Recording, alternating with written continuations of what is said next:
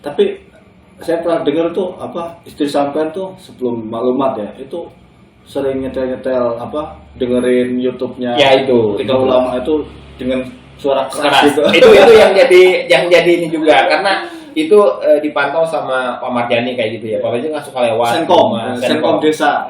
Itu Senkom. Itu kan suka lewat kalau malam-malam itu sama istri saya itu buka YouTube.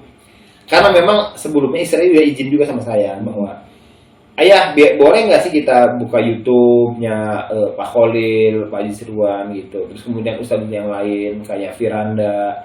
Saya bilang kalau untuk masalah keilmuan ya silakan aja, nggak masalah. Itu kan masalah keilmuan saja. Tapi kan dilarang, nggak masalah. Pak Imam ngelarang itu ya karena takut aja dia. Nggak usah pusing-pusing. Kalau kita yakin kebenaran kita, nggak usah dilarang-larang. Karena kan nggak usah dilarang-larang. Kenapa? Karena kita yakin. Ya. Tapi kalau seandainya karena tidak yakin, banyak larangan biasanya gitu. Kalau mau ikut kajian di YouTube kajian ini aja. Akhirnya istri saya itu sebelum tidur biasanya dari jam 9 sampai jam 11 malam bahkan itu YouTube tuh di-setel terus. Siapa aja itu? Ada Ustadz Firanda, Ustadz Basalama, ada Khalid, ada Safid Basalama, terus Ustadz Badru Salam, terus kemudian tiga syekh itu yang PBNA atau TJRK itu, terus kemudian banyak dah. Jadul Akbar juga yang Ustadz yang pengobatan semuanya disetel sama dia untuk dapat ilmunya.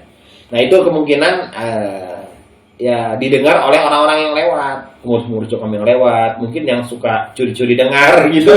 Akhirnya apa? Akhirnya ya jadi tambah apa ya, untuk pemakluman itu tambah kuat gitu alasan mereka itu gitu. Oh ya, kebetulan rumah Pak Nana ini di komplek ya, di komplek juga yang dalam banget gitu. Sumber barokah. Iya. Jadi di komplek sama masjid berapa meter?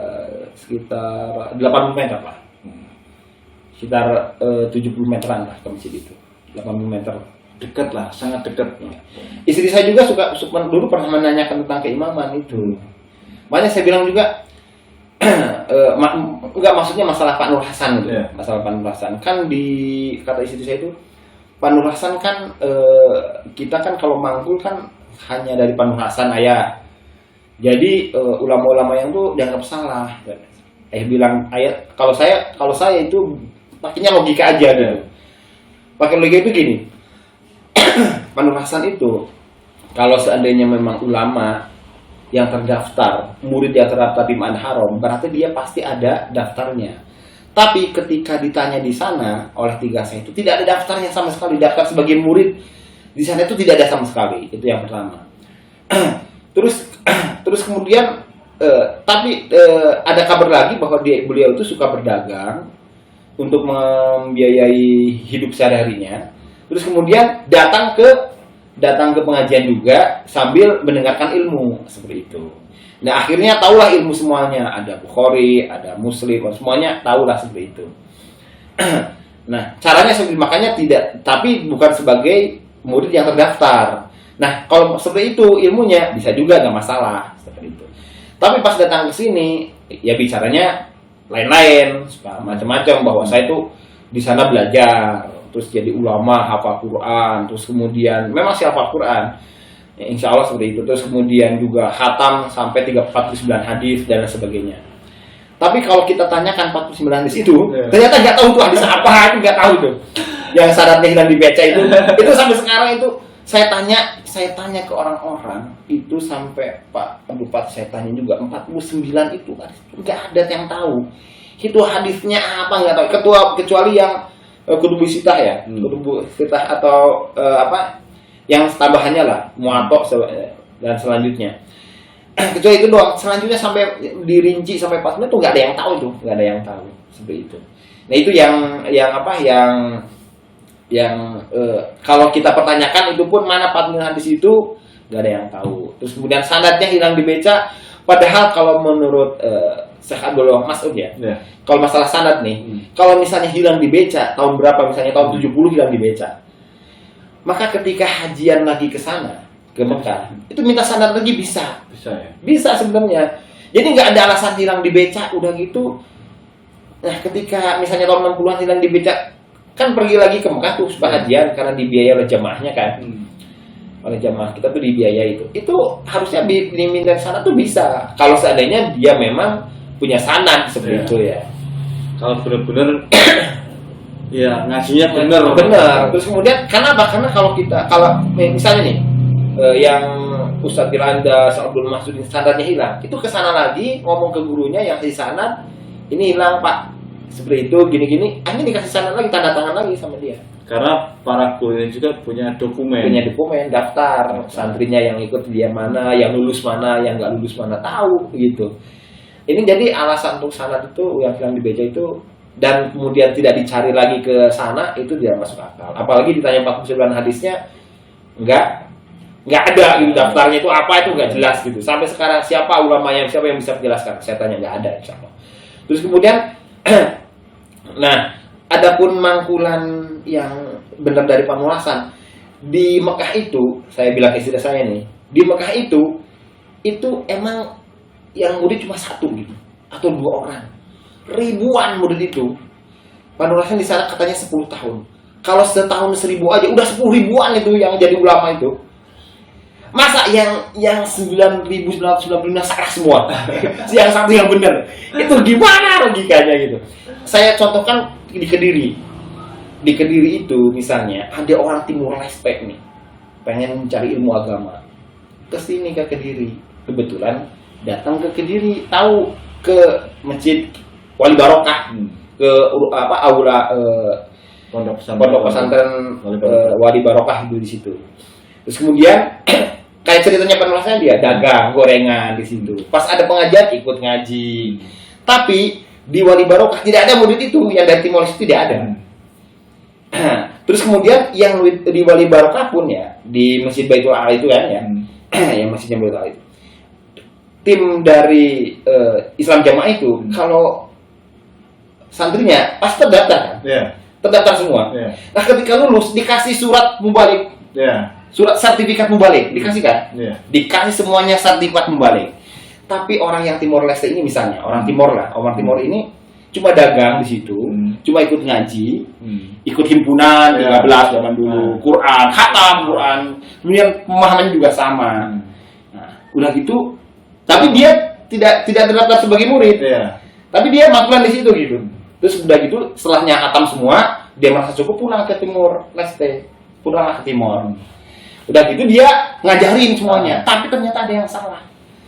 Nah, tapi kebetulan dari Kediri ini kan setiap bulan ratusan yang diterbitkan mubaliknya itu. Dikasih sertifikat mubalik itu dan ditugaskan ratusan. Bahkan sampai ada yang mencatat 300 satu bulan gitu. Oke, 100 satu bulan misalnya gitu. Itu misalnya ada yang ke Kalimantan 50 orang, ke Jawa 100, ke ini dalam 1 tahun itu 1000 orang misalnya. Ke Timur Leste juga ada misalnya 50 orang. Nah, di Timur Leste ternyata ada 50 orang yang dapat sertifikat dari Kediri. Nah, yang 1 orang ini yang tadi dagang gorengan ini enggak. Tapi dia nyebarin Islam di sana. Begini gitu. Tapi dia ternyata Islamnya salah, sesat misalnya. Tidak sesuai dengan ajaran yang di Kediri. Nah, orang-orang yang diajarin sama orang yang tukang gorengan ini terus percaya sama dia, tapi ketika yang ulama yang 50 orang ditugaskan ke Timor Leste itu dari Kediri resmi nih menyanggah bahwa itu salah, itu mereka nggak percaya. Sama dengan gitu kan? Emang yang ke Arab Saudi, yang ke Makkah itu Ma'had Haram itu cuma Panulasan doang kan enggak ya? Misalnya ada yang dari Banten, dari Madura banyak tuh, dari Padang, dari Sumatera banyak tuh. Itu dari Indonesia aja. Dari Indonesia aja ya. Mereka dapat sertifikat kan.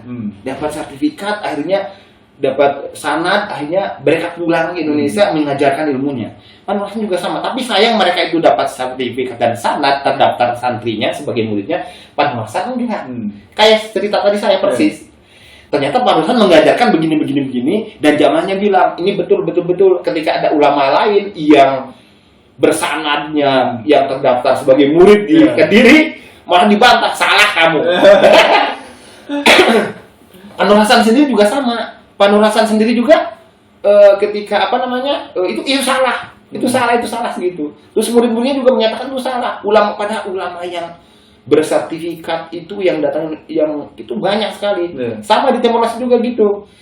Yang 50 orang itu dianggap salah, padahal utusan dari Kediri, dapat sertifikat mubarik dari Kediri, tapi yang 1 orang itu yang cuma jual gorengan dan bukan murid, dianggap benar. Terus kemudian karena dianggap benar, akhirnya banyak tuh di Timor Leste, satu negara itu banyak akhirnya. Terus ada berapa orang, misalnya 3 orang dari Timor Leste itu datang ke Kediri. Dulu bapak mbah di mana belajarnya di Kediri. Lulusan 3 orang ke Kediri. Dulu 3 orang di Kediri ternyata, loh, mbah selama ini salah ya. Ya, aja baliklah 3 orang ini ke Timor Leste. Pas balik ke Timor Leste, oleh jamaah Timor Leste yang mbah ini kebetulan sudah meninggal. Disalahin yang 3 orang ini, kamu ajaran lain. Gitu. Padahal sama ulama-ulama yang lain sama dengan yang dapat sertifikat itu. Kamu ajaran lain, akhirnya dikeluarin dari jamaah di Timor Leste itu. Ya kayak gitu persis. Persis ya. Persis itu. Jadi Pak Nur Hasan datang ke sana hanya untuk ngaji kerja sambil ikut menimba ilmu ya. Dan tidak terdaftar sebagai murid gitu. Tanpa sertifikat pulang mengajarkan. Terus ketika ada yang lebih resmi bersertifikat, bersanad semuanya, terus dianggap semua itu salah. Gitu. Kayak gitu. Jadi jamaahnya juga anehnya percaya gitu ya. Kita percaya bahwa itu salah gitu. Panulasan yang benar. Akhirnya apa? Ilmu yang diambil ya dari panulasan doang udah. Yang lainnya salah semuanya. Bahkan akhirnya nih dari Timor Leste yang kocaknya lagi, kan udah meninggal nih orang yang tadi itu, yang ulama yang awal juga meninggal, menyebarkan yang kesesatan juga meninggal. Muncullah orang baru. Dan ada imamnya di sana misalnya, ada pemimpin kelompoknya. Pemimpin kelompoknya bilang bahwa yang 3 orang ini begini-begini kan, menyalahkan pemimpin yang ulama yang lama kan, menyalahkan jamaah itu kan. Hanya dibilangin bahwa 3 orang ini salah. Dan kemudian yang di Kediri sekarang sudah tidak murni. Sekarang sudah tidak murni, mereka udah jahiliyah. Ilmunya tidak sama dengan yang dulu lagi. Gitu. Dikatain gitu. Lebih kocak lagi. Padahal di Kediri, semuanya mubarik di Kalimantan, Sulawesi sudah disebarin semua. Di Kediri dianggap sesat, dianggap jahiliyah. Ya, sama dengan ini juga sama. Jangankan madhab haram ya. Imam 4 aja yang madhab dianggap jahiliyah. Ya Allah, luar biasa. Itulah kira-kira penjelasan saya. Makanya istri saya jadi gitu, jadi ngeh gitu. Iya ya, kalau gitu masa kita yang benar ilmunya cuma dari Pak Nur Hasan, yang lainnya enggak gitu. Nah gara-gara seperti itu akhirnya oke lah kita ngaji di YouTube aja, lihat-lihat gitu. Seperti itu kira-kira. Tapi kayaknya waktu itu istri Pak Nana tuh aktif tuh ikut kajian di Aliyah. Ya. Nah setelahnya ikut YouTube itu akhirnya berani ke Aliyah. Ayah kalau ngaji ke Aliyah boleh. Ngaji kemana aja boleh. Enggak apa-apa. Ya udah akhirnya ke ngaji Aliyah boleh. Karena Aliyah pun setelahnya saya ikut pengajian sekali itu bagus ini pengajiannya. Ya udah enggak apa-apa ikut Aliyah. Nah, udah gitu baru ikut ke Mas Agung gitu. Aktif. Tapi kalau saya belum, karena belum di maklumat ya. Kalau sudah di maklumat, baru saya ikut Mas Agung. Terus gimana Pak Nana? Setelah di maklumat, setelah hijrah, kan rumah di komplek nih.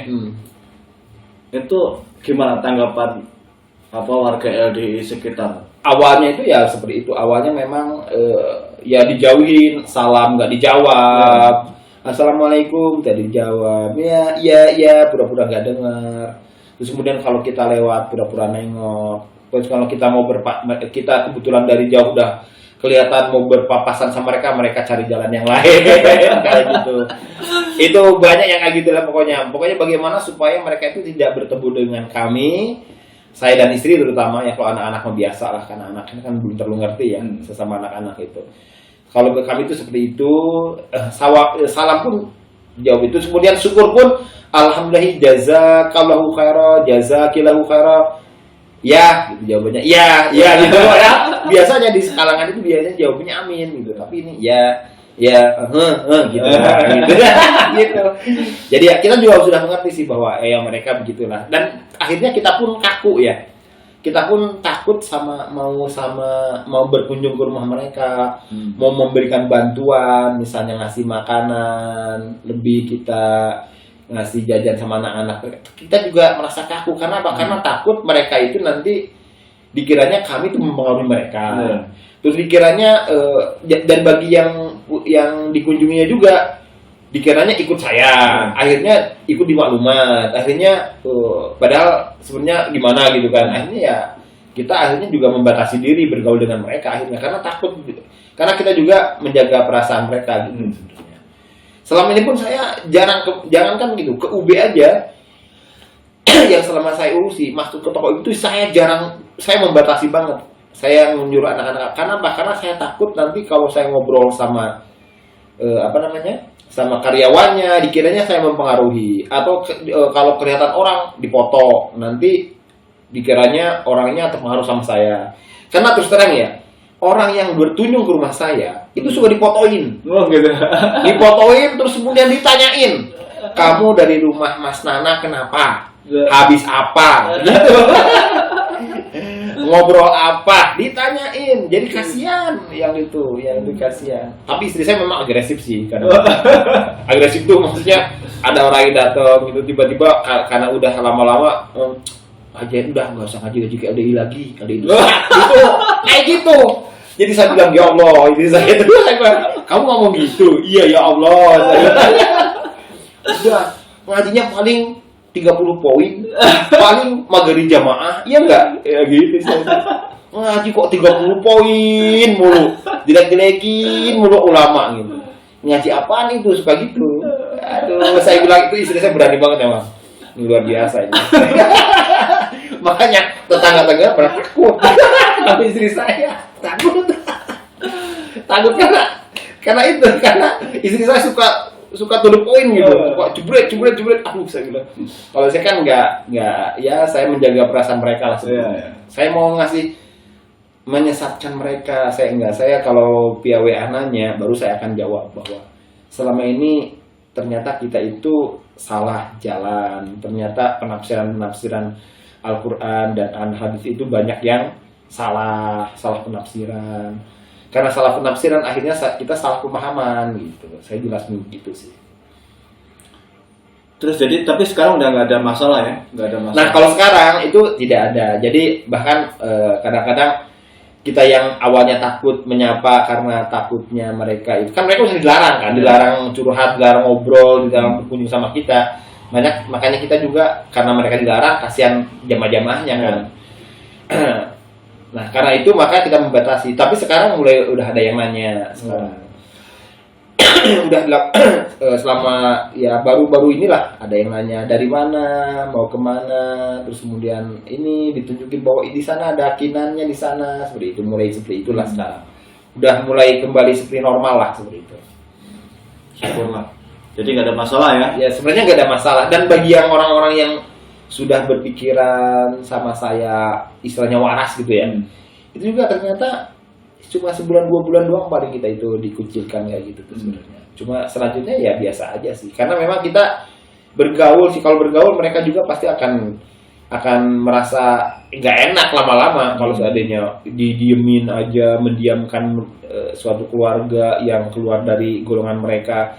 Itu saya yakin mereka akan jengah juga, akan jenuh juga, akan nggak enak juga, akhirnya bergaul lagi sama kita. Yang penting kalau menurut mereka tidak terpengaruh, yang penting itu aja sih. Yang penting mereka tuh mungkin dipagari bahwa mereka jangan sampai terpengaruh sama Pak Nana, sama orang-orang yang keluar dari Jokam gitu, seperti itu. Jadi Pak Nana ini satu desa dengan Mas Risman yang Mas Risman ya, betul. Awal-awal. Bahkan dekat rumahnya sama Mas Risman itu beda 1, 2, 3, 4 sekitar 5 rumah. 5 rumah tapi beda kelompok. Cuman dapuan di desa sama-sama 4S. Mas Riman penerobos desa, saya KU desa dan Agnia desa. Waktu itu masih Agnia sama ya, Agnia desa. Agnia desa. Jadi Agnia desanya Pak Nana, penerobos desanya Mas Risman. Alhamdulillah sekarang dua-duanya udah hijrah. Udah hijrah, alhamdulillah, udah waras lah. Ya mudah-mudahan kita doakan semua 4S desa Jambe Tengah segera bisa hijrah.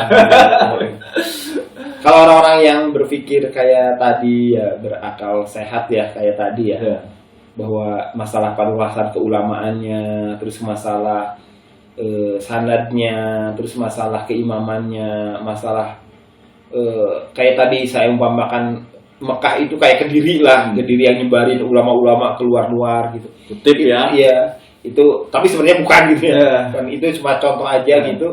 Itu apa namanya? Harusnya masuk akal logika gitu bahwa ilmu itu bukan dari panuasan doang udah. Kalau seandainya ilmu dari panuasan doang, ya nantinya sama dengan yang mubalik yang saya contohkan yang dari Timur Leste itu, contohnya gitu.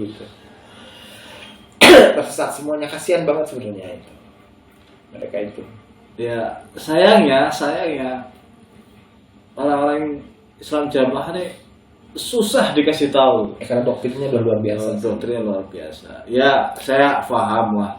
Saya pun mengalami proses yang panjang sekali. Meskipun dari dulu saya tidak takfiri, tapi proses subhat keimaman. Iya, sama. Itu yang butuh waktu yang luar biasa. Saya juga tidak takfiri, tapi masalah keamiran saya tetap menyangka dulu bahwa yang benar kita gitu. Yang benar itu LDI gini. Yang benar itu Jokam gitu, bahwa kalau tidak ada amir ya kita hidupnya pasti akan berantakan atau gimana gitu. Dan amir itu kan khalifah yang sunnah Rasul. Kalau tidak ada amir berarti kita tidak melaksanakan sunnah Rasul, berarti kita tidak jamaah gitu.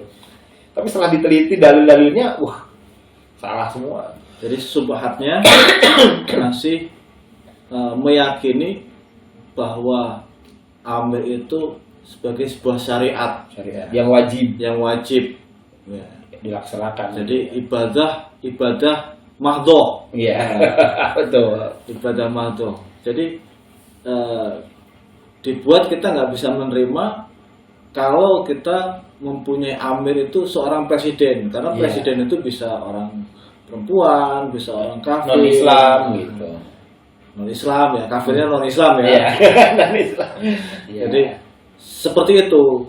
Padahal harus dikesampingkan bahwa pemimpin itu bukan bagian dari rukun iman, bukan dari bagian rukun Islam. Ibadah ya ibadah, tapi ghairu mahdhoh, hanya untuk muamalah. Jadi itu bukan hal yang wajib. Nah, itu yang subhat itu yang susah untuk difahami, susah untuk dihilangkan lah subhat itu. Sehingga ya meskipun tidak takfir, sebetulnya masih takfir juga, meskipun kadar persenannya agak lebih ringan gitu. Tapi kalau masalah keamiran itu saya juga kan sering baca ya, yang di antara HTI semuanya suka baca, kemudian Salafi juga suka baca. Yang masalah keamiran itu sebenarnya adalah amir itu kan penguasa ya. Kan dalilnya kan jelas as-sultanu zilullah fil ard gitu ya. Bahwa sultan itu adalah naungannya Allah itu di bumi gitu. Nah, kalau seandainya amirnya ini Bitonah misalnya. Malah dinaungi ya. Dilindungi ya. Terus kemudian tidak boleh dikeluarkan, harus disembunyikan. Terus kemudian kalau keluar akhirnya apa? Akhirnya dibuat pemimpin organisasi. DI itu misalnya seperti itu. Itu gimana bisa menaungi jamaahnya? Gimana? Misalnya ada yang juga amirnya tersebut kalau tidak berkuasa penuh kayak kerajaan presiden kayak gitu, tidak punya pengadil juru hukum dan sebagainya yang bisa mengadili langsung itu secara umum gitu. Kalau mencuri kan, kalau ini kan harus dipotong tangan, kalau zina harus begini. Itu gimana bisa melaksanakan hukum-hukum hansel kayak gitu kalau seandainya amirnya kayak seperti itu gitu, kayak di Jokam itu, kayak di Islam Jamaah itu gitu. Bahkan harus disembunyikan. Jangan bilang ada amir, kita adanya ketua LDI gitu. Itu gimana caranya itu? Gimana cara bisa menaungi gitu? Saya juga bingung. Iya bener, gimana caranya ya namanya itu. Kalau secara akal sehat itu nggak bisa itu. Bahkan imam itu yang dilindungi. Imam itu yang disembunyikan. Bapak jangan keluar. Nanti bisa ketahuan, bisa salah, bisa ini sama orang, bisa dibunuh sama orang. Gitu.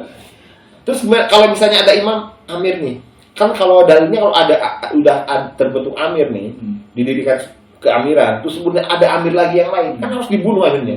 Bagaimana yang bisa membunuh orang amirnya disembunyikan, nggak ada kuasa, nggak punya bala tentara, gimana ini?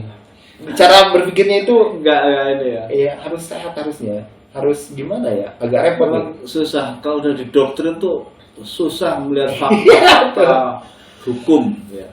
Yang sudah begitu nyata itu susah sekali. Terus saya juga ada didalili dengan orang tuh dengan mubalik di Jakarta apa ya? Didalili bahwa kan ada dalil Mas layahilu yang itu loh. Layahilu salah satu. Iya, layahilu salah satu itu yang tidak halal hidupnya bagi 3 orang yang bepergian itu di bumi kalau salah satunya tidak diangkat menjadi amir.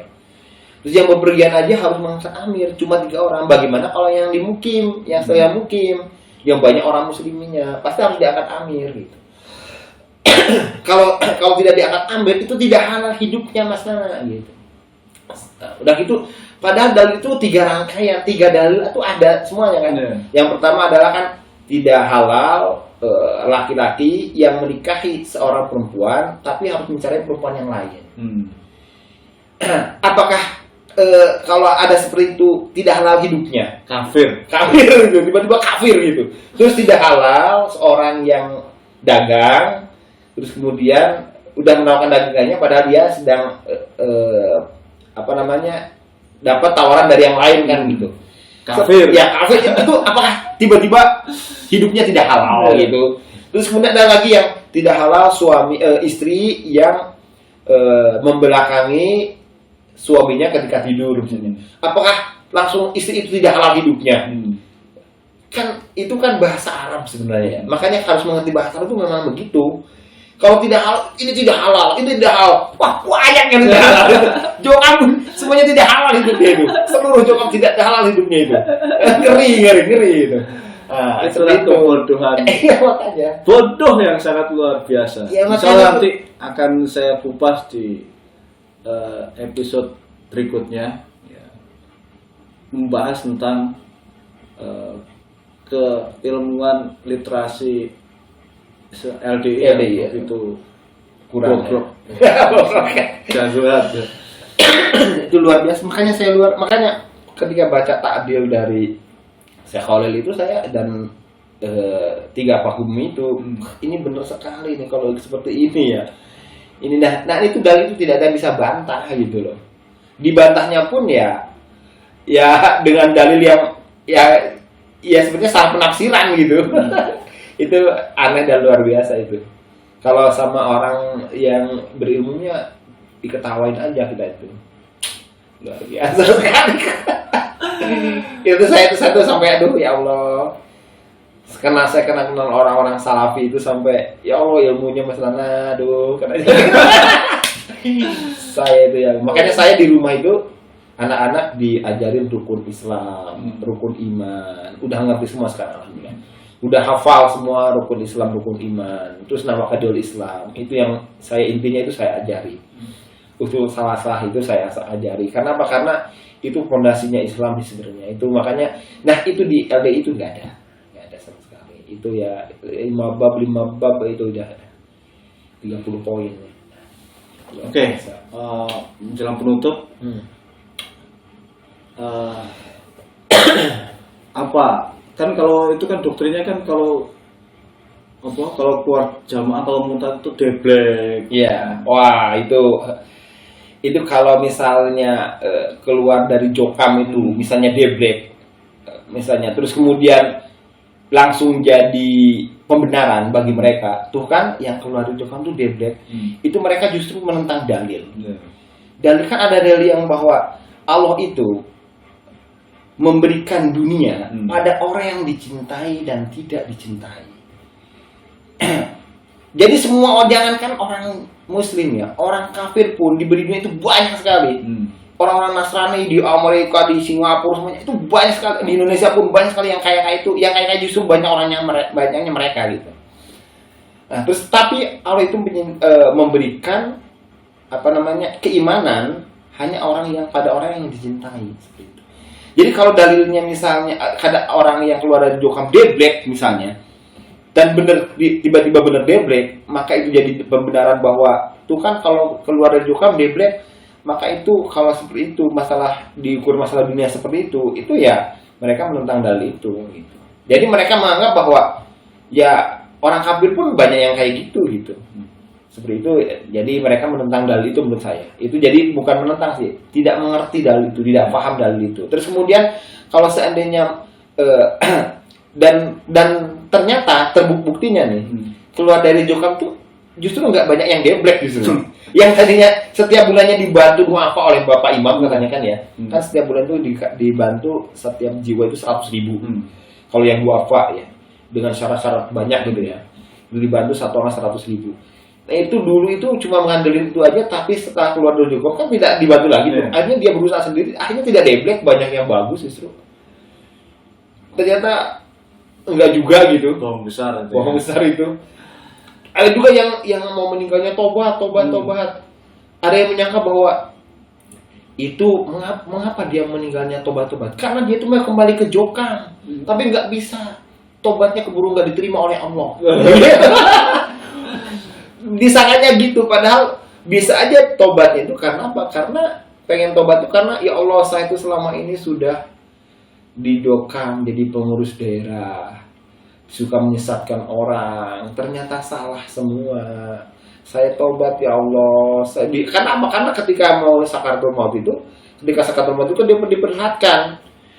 Kadang-kadang diperlihatkan amalan yang baik, kadang-kadang diperlihatkan amalan yang buruk. Makanya dia ya Allah, saya dulu menyesatkan orang gitu. Waktu jadi kiai daerah, jadi wakil kiai daerah, tuh jadi membalik daerah seperti itu misalnya ya. Nah itu saya tobat gitu. Begini bisa aja seperti itu gitu. Ini nyangkanya bahwa tuh kan, dia tuh mau tobat, mau kembali ke jokam. Makanya dia tobat gitu. Disangkanya gitu. Padahal si jenazahnya ini awal ketika sakaratul maut atau sebelum sakaratul maut tidak menyatakan itu padahal. Tapi langsung disiarkannya, disebarkannya kayak gitu. Itu luar biasa itu. Itu dustanya itu luar biasa gitu. Oke, penutup ada saran masukan untuk saudara-saudara kita yang masih bunglon ya atau masih di dalam jamaah, terutama yang bunglon aja lah, kalau yang untuk bunglon ini saya tuh seolah-olah jadi saya tuh suka takut kenaan dalil gitu yang bunglon ini. Ketika dia sudah waras, sadar bahwa itu jokam itu salah, sesat, tapi dia tetap mendukung, baik itu dari segi sambung atau pengajian, terus kemudian dari segi pendanaan, ataupun berdiam diri karena dia itu ya tidak ikut ngaji, tapi ya, meskipun dia udah waras seperti itu kan berarti mendukung juga ya. Seolah itu mereka itu jokam itu merasa dibenarkan oleh mereka, terutama bulan-bulan yang agnia, ya orang-orang yang suka berpikir membangun jokam dari awal gitu ya, dari dulu lah sampai sekarang. Itu mereka itu kalau saya itu mereka itu ya sama dengan mendukung mereka gitu, mendukung kesesatannya jokam gitu. Dan itu menurut saya lebih bagus janganlah, lebih bagus segeralah keluar, menyatakan keluar aja daripada dimaklumat kayak saya gitu ya. Kalau saya itu memang pada Allah saya dimaklumat ya. Disuruh dan bikin pernyataan nggak bikin akhirnya malah dimaklumat. Ya itu Allah itu memberikan caranya seperti itu untuk keluar dari jokam itu seperti itu. Nah untuk yang masih bulan-bulan itu menurut saya ya keluar aja gitu, menyatakan diri keluar lebih bagus kalau bersama-sama supaya ada ioninya di antara kepada jokam-jokam itu ya, Islam Jamaah itu. Terus kemudian kalau seandainya mereka itu takut hartanya masih ada di dalam jokam, dia hartanya di keluarga, masalah keluarga dan sebagainya. Kalau masalah kefahaman itu, menurut saya itu harusnya tidak memandang itu. masalah harta itu, rezeki itu, kita yakin Allah tuh sudah memberikan rezeki sama kita. Meskipun kita rezekinya misalnya punya harta misalnya puluhan miliar, kalau kita memang yang dimakan itu cuma sampai 1 miliar, maka 1 miliar pun belum sampai menikmati yang 9 miliarnya, sudah mati ya mati. Itu tinggal diwaris aja gitu. Ya makanya jangan takutlah masalah itu.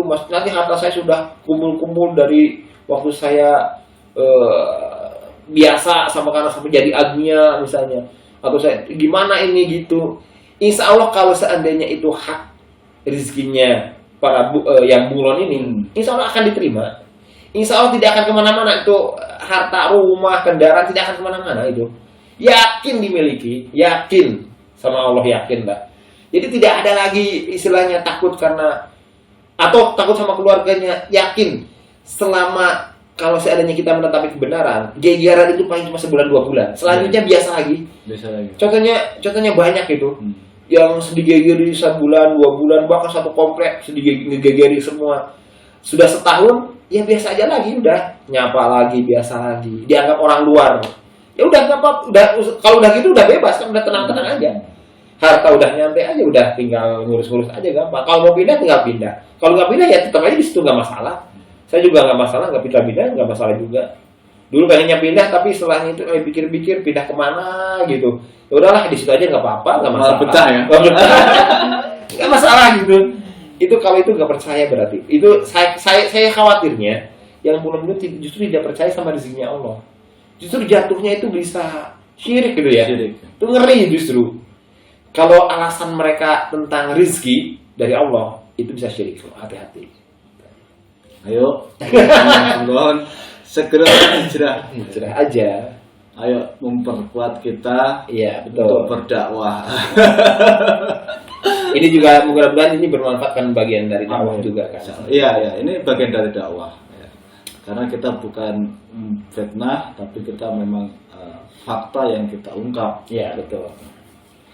Saya ada apa adanya aja saya ungkapin lah seperti itu. Karena memang saya juga dulu meskipun saya dari 2 SMA, kelas 1 SMA semester 2, tapi saya memang memperjuangkan Islam jamaah dulu itu luar biasa saya.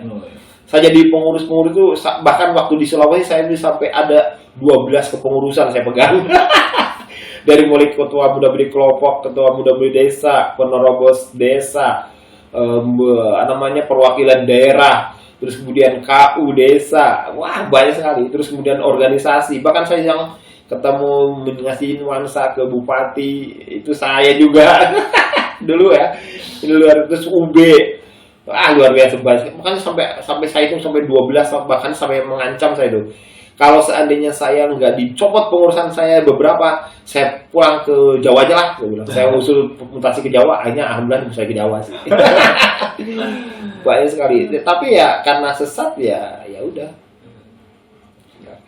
Oke, ini tadi adalah bincang-bincang dengan Pak Nana. Ya, mudah-mudahan dari bincang-bincang ini ada hikmah yang bisa diambil. Amin. Ya betul. Saudara-saudara semua. Oke, cukup ya Pak Nana. Ya, alhamdulillah. Nanti jazakallah Pak Agung, ya biasa. Nanti kita kapan-kapan juga, mudah-mudahan kita bisa bongkar-bongkar nih. Ya, masalah data ya. Data-datanya Isrun yang ada di desa ya. Saya jamaahnya pun ada sebenarnya. Kalau gitu. seandainya dulu kan ada di laptop yang rusak ya. Kalau seandainya bisa diambil lagi datanya, atau yang beberapa bulan tahun 2021 terakhir sih bisa. Karena yang dari mulai Januari 2022 itu yang setor Pak Fauzan. Pak Fauzan kau desa juga. Kayak kau desa kedua lah setelah saya, itu Pak Fauzan. Itu yang store-nya mulai Januari 2022 itu Pak Fauzan terus ya, yang merekapnya semuanya gitu. Nah, dari itu saya tidak pegang data lagi biasanya. Tapi 2021-nya saya pegang semua sih. Dan mudah-mudahan masih ada sih. Insya Allah bisa kita perlihatkan nanti. Oke. Bisa. Kedua, selanjutnya akan bongkar-bongkar. Setiap jam, bahkan setiap orang yang Isrun, yang enggak, yang berapa isinya 1 rupiah sampai 2 juta sampai 4 juta ada semuanya. Tapi cuma 1 desa ya. Oke ya, cukup sekian. Ya. Barakallahu fikum. Amin. Kita tutup dengan ketua majelis. Subhanakallahumma wa bihamdik asyhadu an la ilaha illa anta astaghfiruka wa atubu ilaik. Assalamualaikum warahmatullahi wabarakatuh. Waalaikumsalam warahmatullahi wabarakatuh.